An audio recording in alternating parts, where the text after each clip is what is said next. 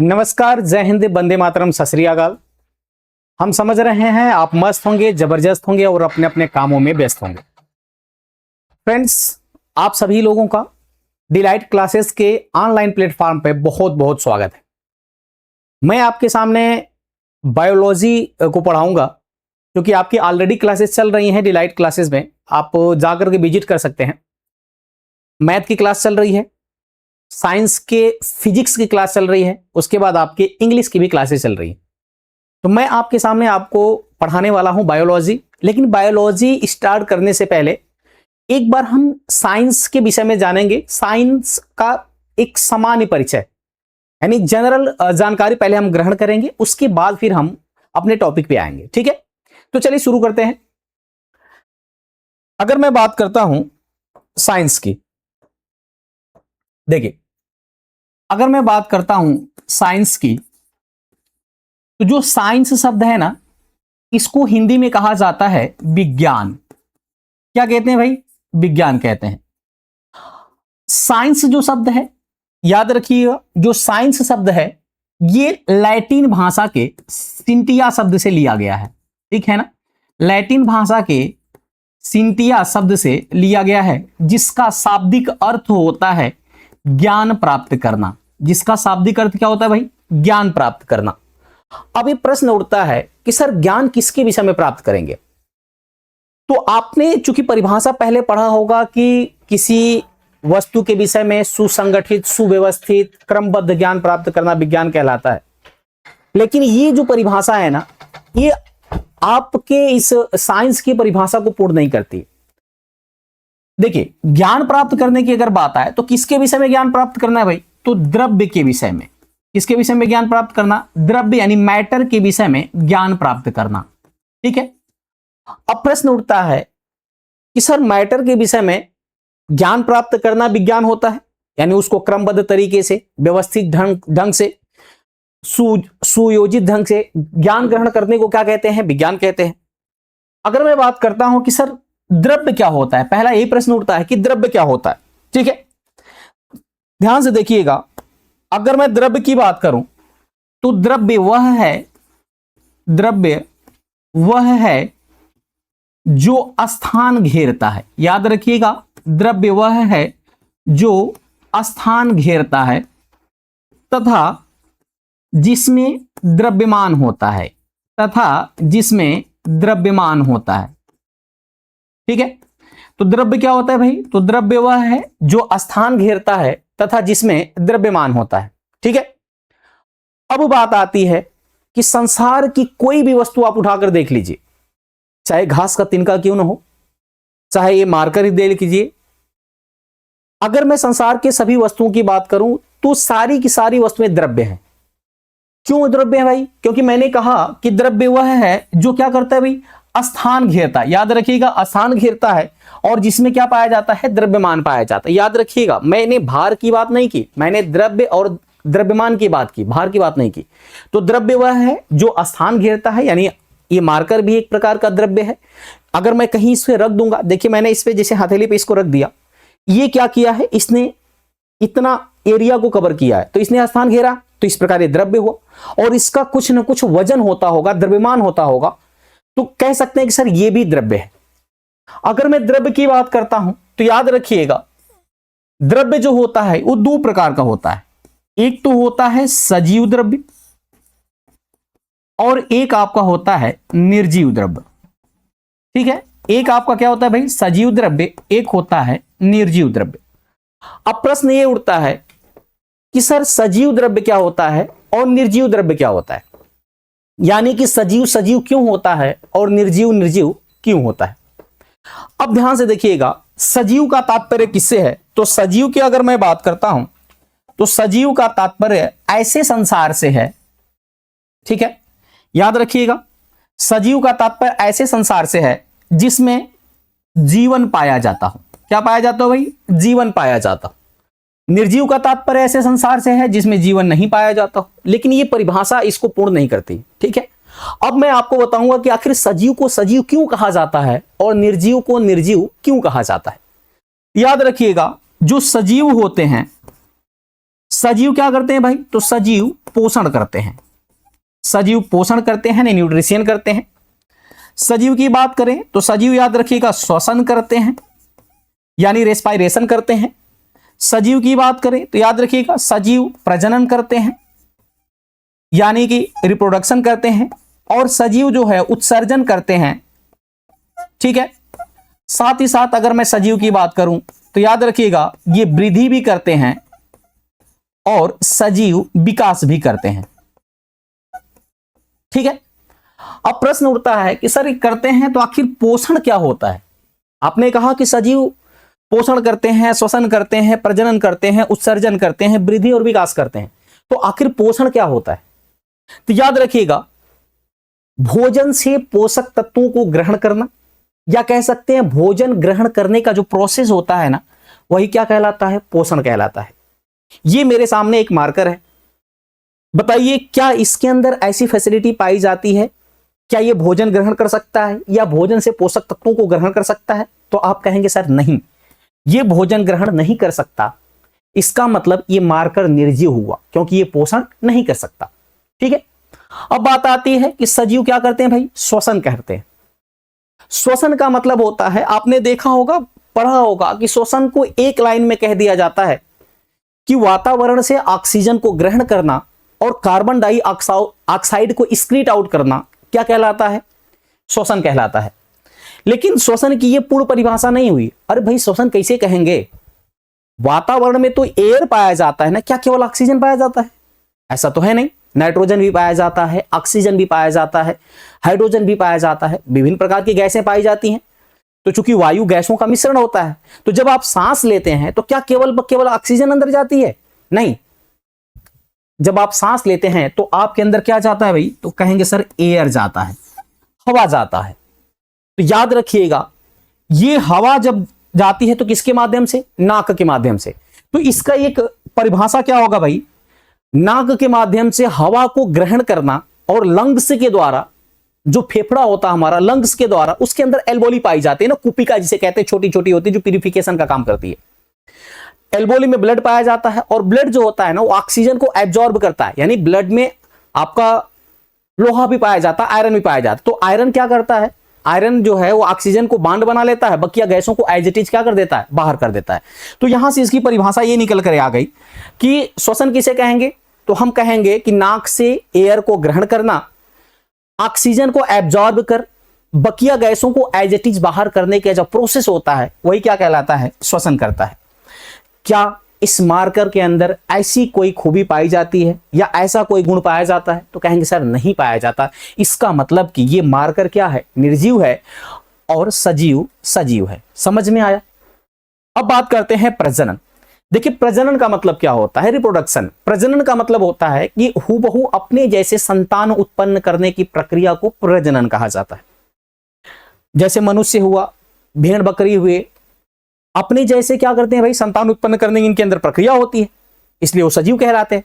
क्या इस मार्कर को मैं रख दूंगा किसी के साथ तो क्या अपने जैसा संतान उत्पन्न कर पाएगा? तो कहेंगे सर नहीं कर पाएगा। इसका मतलब ये हुआ कि सर इसीलिए सजीव सजीव है और निर्जीव निर्जीव है, यानी ये मार्कर क्या है? निर्जीव है। अब बात करते हैं उत्सर्जन की। तो याद रखिएगा जब हम पोषक तत्वों को ग्रहण हमारा बॉडी एब्जॉर्ब कर लेता है तो जो बकिया वेस्टेजियल फूड बचते हैं, जो वेस्टेजियल यानी अवशेषी जो फूड बचते हैं, उनको बाहर करने की जो प्रक्रिया होती है, यानी जिसे मलमूत्र कहा जाता है, उसको बाहर करने की प्रक्रिया क्या कहलाती है? उत्सर्जन कहलाती है। क्या इसके अंदर ऐसा कोई प्रोसेस पाया जाता है? तो कहेंगे सर ऐसा नहीं पाया जाता। इसका मतलब मार्कर निर्जीव है और सजीव सजीव होते हैं। ठीक है, अगला है भाई वृद्धि। यहां से आपको समझना पड़ेगा वृद्धि का तात्पर्य क्या है भाई। देखिए अगर मैं वृद्धि की बात करता हूं तो वृद्धि का तात्पर्य जो होता है, इसका मतलब है आंगिक वृद्धि। याद रखिएगा क्या होता है भाई? आंगिक वृद्धि, या इसी को हम कोशिका वृद्धि भी कहते हैं। ठीक है, इसी को क्या कहते हैं? कोशिका वृद्धि, या फिर इसी को याद रखिएगा हम शारीरिक वृद्धि भी कहते हैं।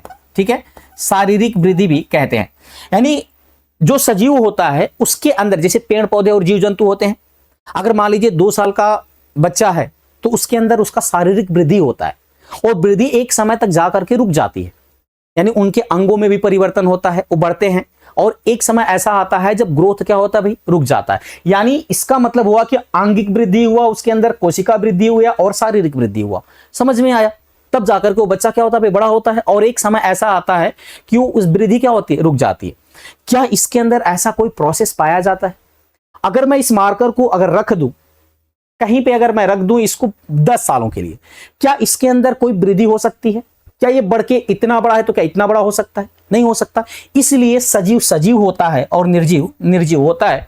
जबकि विकास की बात करें, डेवलपमेंट की बात करें, तो विकास जो होता है ये हमारे जीवन पर्यंत चलता रहता है। यानी जैसे एक बार पहले वृद्धि हो गई, उसके बाद उनका विकास होता रहता है, मानसिक विकास होता है, संवेगात्मक विकास होता है। तो विकास की प्रक्रिया जो होती है ना, ये हमेशा चलती रहती है।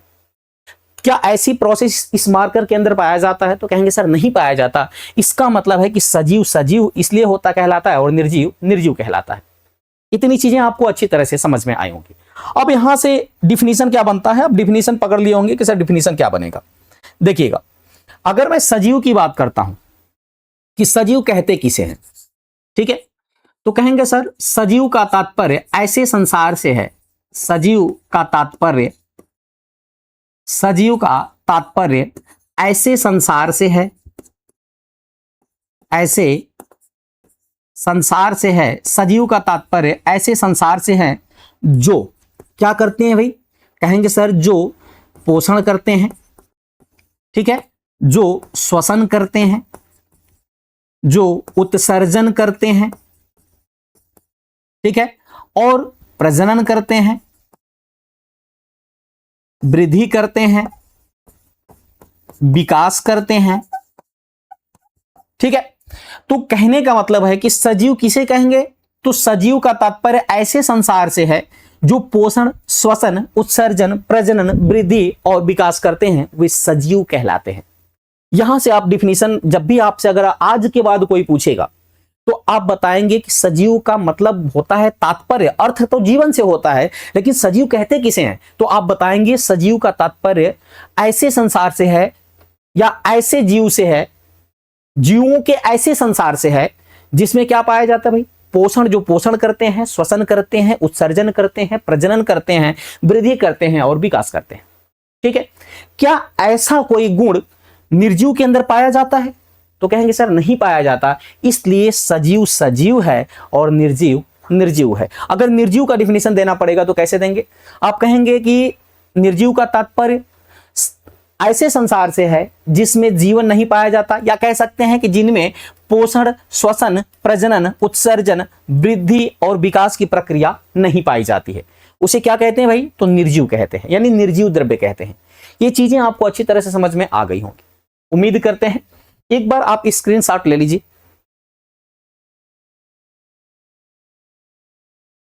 उम्मीद करते हैं आप स्क्रीनशॉट ले लिए होंगे। चलिए सेशन को आगे बढ़ाते हैं। मैंने क्या कहा भाई? सजीव की बात कर रहा था, यानी द्रव्य की बात कर रहा था। तो मैं द्रव्य की बात कर रहा, तो मैंने आपसे बताया कि द्रव्य कितने प्रकार के होते हैं। तो द्रव एक आपके सजीव होते हैं और जो होते हैं दूसरे क्या होते हैं? निर्जीव होते हैं। देखिए सजीव द्रव्य का मतलब, जैसे हम अपने आप को ले लें तो हम भी तो सजीव हैं। अरे भाई मैं भी तो स्थान घेर रहा हूं, मेरा भी तो कुछ द्रव्यमान है, तो मैं कैसा द्रव्य हुआ? तो आप कहेंगे सर सजीव द्रव्य है। ये याद रखिए, ये जो मार्कर है एक ऐसा द्रव्य है, ये तो निर्जीव है। सर ये भी स्थान घेरता है, मैंने आपसे बताया। देखिए इसको मैंने अपने हथेली पे रखा, तो इसने क्या किया भाई?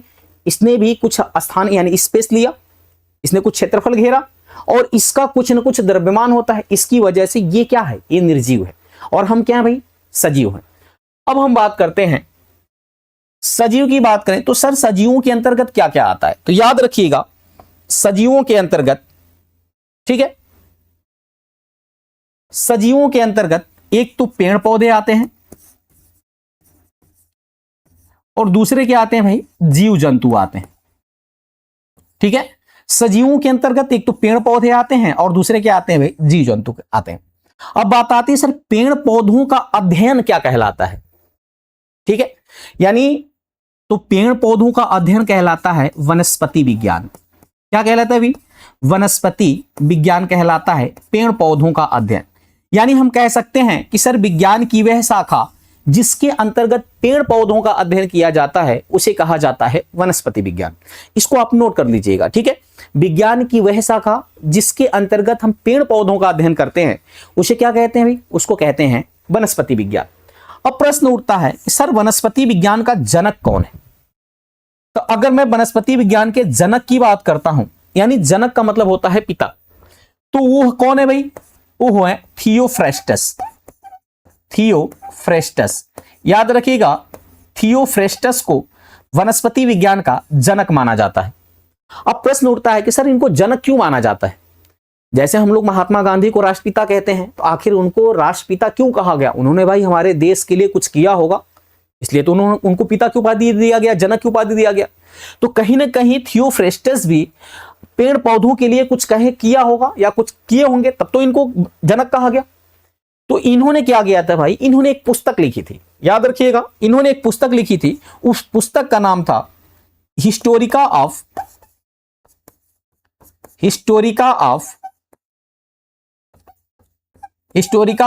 प्लांटेरम। याद रखिएगा, इन्होंने एक पुस्तक लिखी थी हिस्टोरिका ऑफ प्लांटेरम। और इस याद रखिएगा हिस्टोरिका ऑफ प्लांटेरम, इस पुस्तक में इन्होंने क्या किया था भाई? लगभग 500 प्लस वनस्पतियों के इन्होंने वैज्ञानिक नाम दिए थे और इसके विषय में इन्होंने अध्ययन किया था। इसकी वजह से थियोफ्रेस्टस को वनस्पति विज्ञान का जनक माना जाता है। इतनी चीजें क्लियर हो पाई? चलिए अब बात करते हैं कि सर विज्ञान की वह शाखा जिसके अंतर्गत हम जीव जंतुओं का अध्ययन करते हैं उन्हें क्या कहा जाता है? तो इनको कहा जाता है जीव विज्ञान। क्या कहते हैं भाई? जीव विज्ञान कहते हैं। ठीक है, क्या कहते हैं इनको? जीव विज्ञान कहते हैं। अब प्रश्न उठता है सर जीव विज्ञान की क्या परिभाषा होगी? तो याद रखिएगा, जीव विज्ञान की परिभाषा क्या होगी? तो परिभाषा होगी विज्ञान की वह शाखा जिसके अंतर्गत जीव जंतुओं का अध्ययन किया जाता है उसे क्या कहा जाता है? जीव विज्ञान कहा जाता है। आखिर जीव विज्ञान का जनक किसे माना जाता है? जीव विज्ञान का जनक किसे माना जाता है? तो याद रखिएगा, जीव विज्ञान का जनक माना जाता है अरस्तु को। किसको माना जाता है भाई? अरस्तु को जीव विज्ञान का जनक माना जाता है। ये वही अरस्तु है जो सिकंदर का गुरु था। ठीक है, तो जीव विज्ञान का जनक किसे माना जाता है भाई? अरस्तु को जीव विज्ञान का जनक माना जाता है। इन्होंने क्या किया था? इन्होंने भी कुछ किया होगा। तो इन्होंने क्या किया था भाई? इन्होंने एक पुस्तक लिखी थी। ठीक है, इन्होंने भी एक बुक लिखी थी। उस बुक का नाम था द हिस्टोरिया ऑफ, या कह सकते हैं हिस्टोरिका ऑफ। कहीं कहीं हिस्टोरिया मिल जाता है, कहीं कहीं हिस्टोरिका मिल जाता है, तो उससे कंफ्यूज नहीं होना है। Historica of animalia, Historica of animalia. ठीक है, यानी इस पुस्तक में इन्होंने लगभग 500 प्लस जंतुओं का वैज्ञानिक नाम दिया था और उनके विषय में अध्ययन किया था, उनके विषय में इन्होंने बताया था। इसलिए अरस्तु को जीव विज्ञान का जनक माना जाता है।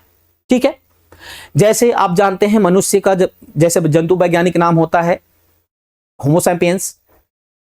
अगर मैं शेर की बात करूं तो पैंथेरा लियो, अगर चीता की बात करूं तो पैंथेरा टिग्रिस, मोर की बात करें तो पॉक्स्टेटस, अगर मैं मेढक की बात करूं तो राना टिग्रीना।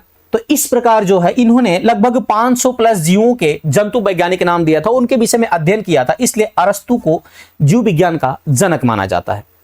इतनी चीजें आपको अच्छी तरह से समझ में आ गई होंगी। ठीक है, अब हम बात करते हैं कि सर निर्जीव के अंतर्गत हमको क्या करना पड़ता है। तो देखिए, निर्जीव के अंतर्गत आपको दो चीजें आती हैं, एक तो आपका भौतिक से होता है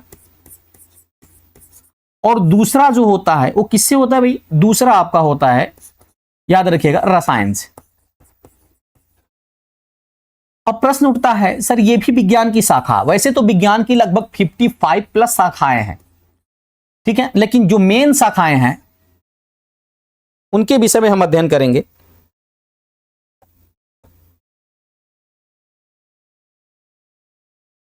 जो मेन शाखाएं हैं उनके विषय में हम अध्ययन करेंगे। तो जो भौतिक विज्ञान, अगर मैं किसकी बात करता हूं भाई, हो सकता है ये कलर विजिबल ना हो, दूसरा कलर ले लेते हैं। अगर मैं भौतिक विज्ञान की बात करूं तो याद रखिएगा किसे कहेंगे? तो आप कहेंगे सर विज्ञान की वह शाखा, विज्ञान की वह शाखा जिसके अंतर्गत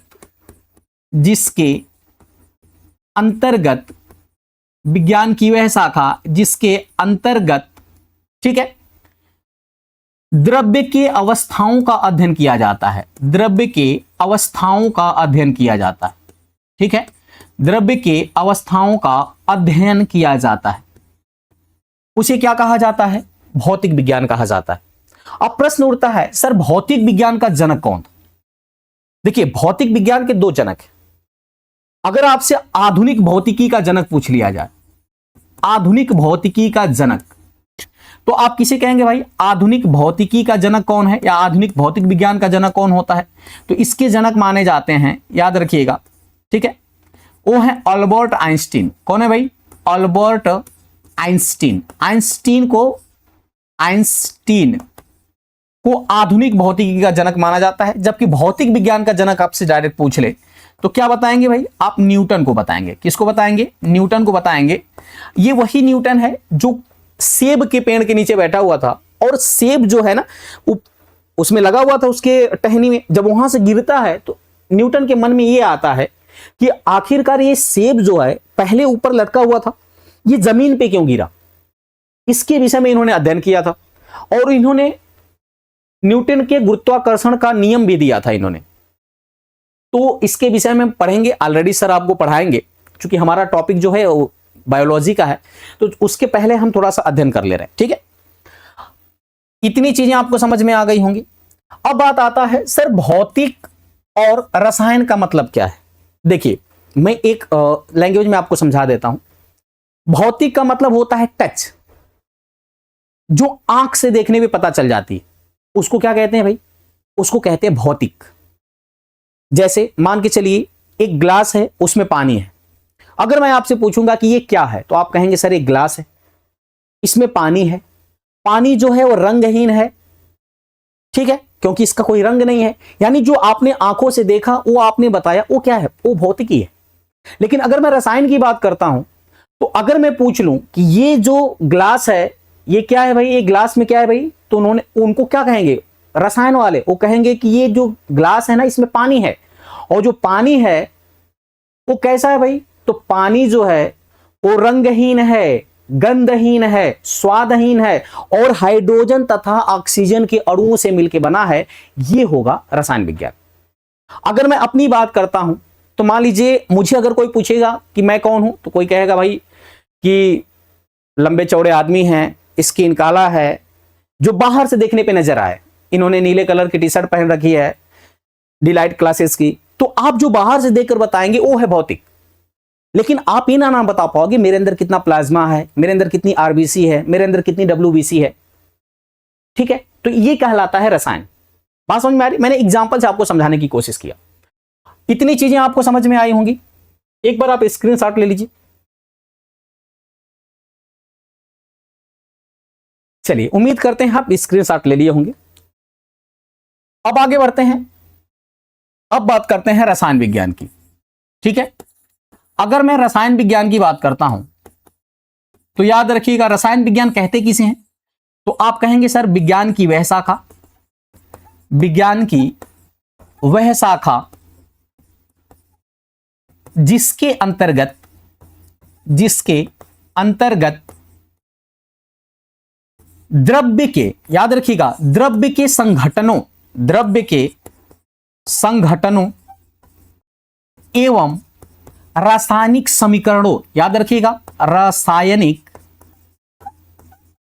समीकरणों के विषय में अध्ययन किया जाता है, उसे क्या कहा जाता है? रसायन विज्ञान कहा जाता है, ठीक है। अगर मैं बात करूं रसायन विज्ञान का जनक किसे माना जाता है भी, तो रसायन विज्ञान का जो जनक है वो माना जाता है लैवासिये को। याद रखिएगा, लैवासिये को रसायन विज्ञान का जनक माना जाता है। ये वही लैवासिये है जिन्होंने सर्वप्रथम बताया था कि जो जल है वो हाइड्रोजन और ऑक्सीजन के अणुओं से मिलकर बना है, ठीक है। यानी इन्होंने बताया था कि जो जल का रासायनिक सूत्र होता है H2O, इसमें हाइड्रोजन के 2 अणु ऑक्सीजन के 1 अणु मिलकर बनाते हैं। इनका अनुपात भी होता है। अब जैसे हाइड्रोजन की बात करें तो इसका परमाणु भार 1 होता है, तो 2 रेशियो। अगर ऑक्सीजन की बात करें तो ऑक्सीजन का जो होता है वो होता है 16। इसको काट देंगे तो कह देंगे सर 1:8। इन्होंने ही सर्वप्रथम बताया था। अगर मैं बात करता हूं, याद रखिएगा कि इन्होंने एक बात और बताई थी कि अगर किसी भी वस्तु से अगर आपको एनर्जी प्राप्त करनी है तो उसको बर्न करना पड़ेगा, यानी जलाना पड़ेगा। ठीक है ना। किसी वस्तु से आपको एनर्जी प्राप्त करनी है तो उसको क्या करना पड़ेगा भाई, जलाना पड़ेगा, यानी बर्न करना पड़ेगा। ठीक है, देखिए जैसे आपको आग जलानी है, तो जब आप आग जलाते हो तो उसमें आपको क्या क्या चीज मिलता है, तो उसमें आपको एक हीट एनर्जी मिलती है। क्या मिलती है भाई, एक आपको तो हीट एनर्जी मिलती है, दूसरा क्या मिलता है भाई, दूसरा जो आपका प्रकाश मिलता है, लाइट एनर्जी मिलती है। ठीक है ना, एक तो हीट एनर्जी मिलती है, दूसरी क्या मिलती है, लाइट एनर्जी। अगर मान के चलो आग की जो उपला होता है उसको बिना जलाए आप वहां बैठे हैं, तो क्या आपको हीट एनर्जी मिलेगी, क्या आपको वहां पर कोई लाइट एनर्जी मिलेगी, प्रकाश ऊर्जा मिलेगी, तो कहेंगे सर नहीं मिलेगी। इसका मतलब है कि किसी भी पदार्थ से अगर एनर्जी प्राप्त करना होता है तो उस पदार्थ को क्या करना पड़ता है, जलाना पड़ता है। इतनी चीजें समझ में आई। उम्मीद करते हैं फ्रेंड्स आपका जो विज्ञान का ये जो सामान्य परिचय था वो आपको अच्छी तरह से समझ में आया होगा, क्योंकि हमें बायोलॉजी पढ़ाना है, ऑलरेडी आपके क्लासेस चल रहे हैं। अगर आपको लगे ये जो क्लासेस हैं आपके एग्जाम के पॉइंट ऑफ व्यू से महत्वपूर्ण हैं, तो एक बार लाइक जरूर कर दीजिएगा, क्योंकि आपके एक लाइक से हमें मोटिवेशन मिलता है और इसी तरह के मजेदार कंटेंट लेकर हम हमेशा आपके सामने उपस्थित रहेंगे। तो चलिए मिलते हैं फिर अगले कंटेंट में, लेकिन उसके पहले मैं आग्रह करना चाहूंगा कि एक बार आप सपोर्ट करिएगा, लाइक करिएगा, शेयर करिएगा, चैनल को अधिक से अधिक सब्सक्राइब करिएगा। तो बहुत बहुत धन्यवाद, थैंक्स फॉर वॉचिंग।